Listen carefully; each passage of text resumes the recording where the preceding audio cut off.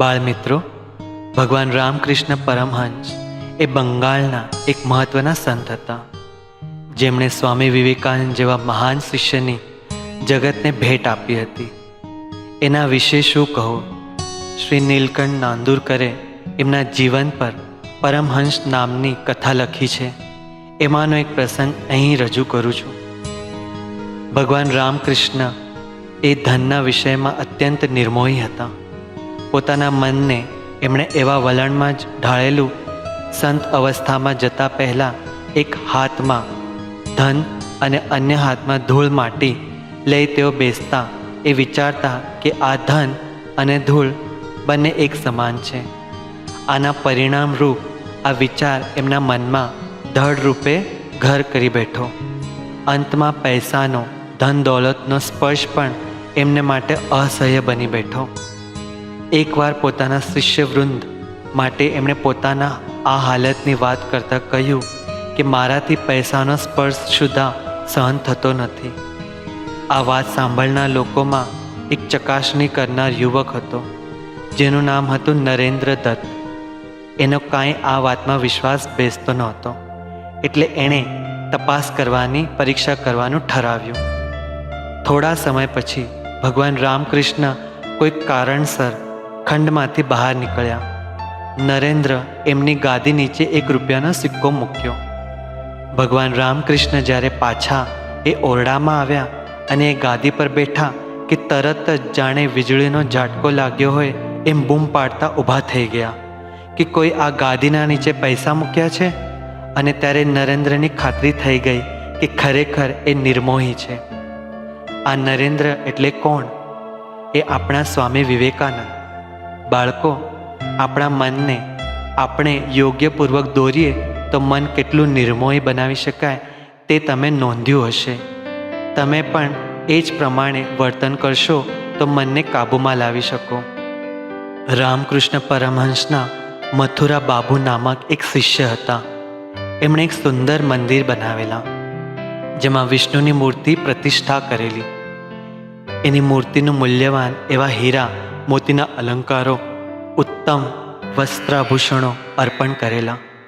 દેવાલયની કીર્તિ ચારે દિશાઓમાં પ્રસરેલી.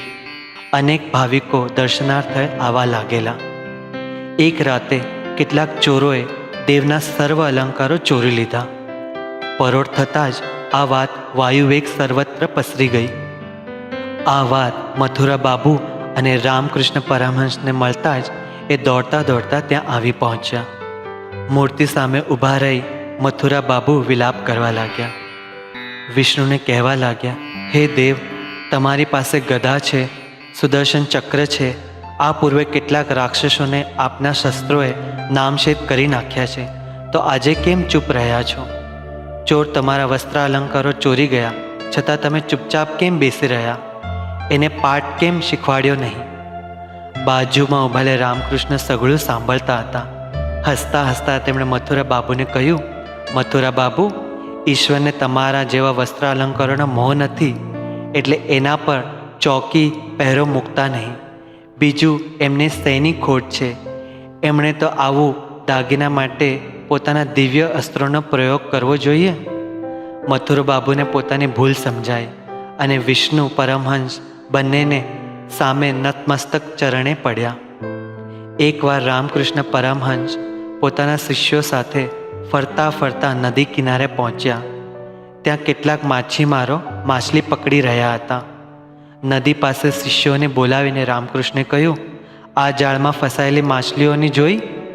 કેટલી માછલીઓ જાળમાં ફસાયેલી હતી, કેટલી નિષ્પ્રાણ થઈ ગઈ હતી.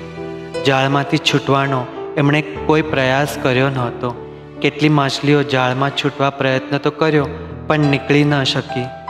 કેટલી માછલી ખૂબ પ્રયત્ન પછી જાળમાંથી છૂટવામાં સફળ થઈ અને પછી તે નદીમાં કૂદી ફરી તરવા લાગેલ. પરમહંસે શિષ્યોને પૂછ્યું, કેટલા પ્રકારની માછલીઓ તમે જોઈ? એક શિષ્ય ઉત્તર આપ્યો, 3 પ્રકારની. પહેલા પ્રકારની માછલી જેણે સામે આવ્યું તે સ્વીકારી લીધું અને મૃત્યુ પામ્યા.